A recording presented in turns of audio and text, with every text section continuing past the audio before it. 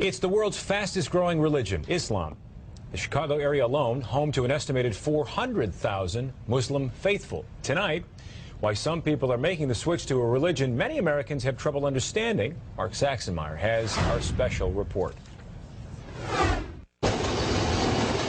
This is the story of 3 Chicagoans, all raised as Christians, all who decided to ultimately reject that religion. Internet is down. Nadira Rodriguez Muhammad grew up Catholic, but found herself constantly questioning the long-held beliefs of her family. I always felt that something was missing for me. Ian Bushner is a law student at the University of Chicago. I felt like that there wasn't a God. Whitney Nichols is a new Loyola grad who grew up in suburban Streamwood. I guess what I was really looking for was what felt most natural and most logical to me.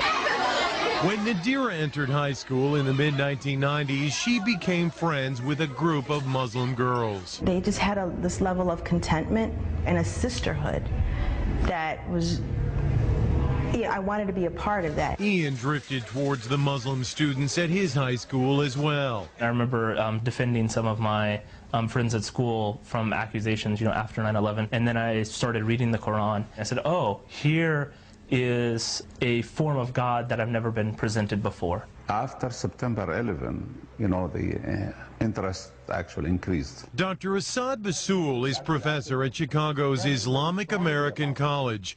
He says the tragedy 6 years ago initially prompted angry questions, but eventually many of the curious found answers to their own spiritual questions through Islam and converted. Sometimes, negative things bring positive things. In fact, according to a first-ever random sampling of American Muslims by the Pew Research Center, 21% of the nation's 2.4 million Muslims are converts to the faith. Eventually, I realized that I was looking to the Quran for advice, for direction.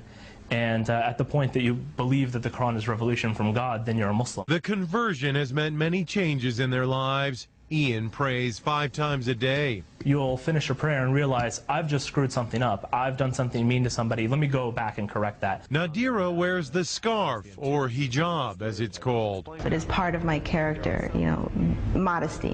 It's just part of who I am. I don't know if I'll ever be ready to wear the hijab. I've become more modest. I won't wear tank tops and I won't wear shorts. Whitney says she has had to constantly defend her new religion. My father asked me right after I converted, why do you want to be associated with these terrorists? And I'm like, this is what you see? Oh no. We kind of have to deal with the backlash of those who have chosen to do something so horrible. But all say there is no going back. At some age, everyone must decide what they believe and live their life accordingly. I'm Mexican, I'm a female, and I chose this for myself. If you have a personal, relationship with God, whatever that may be, however that may be, then you're in a good place.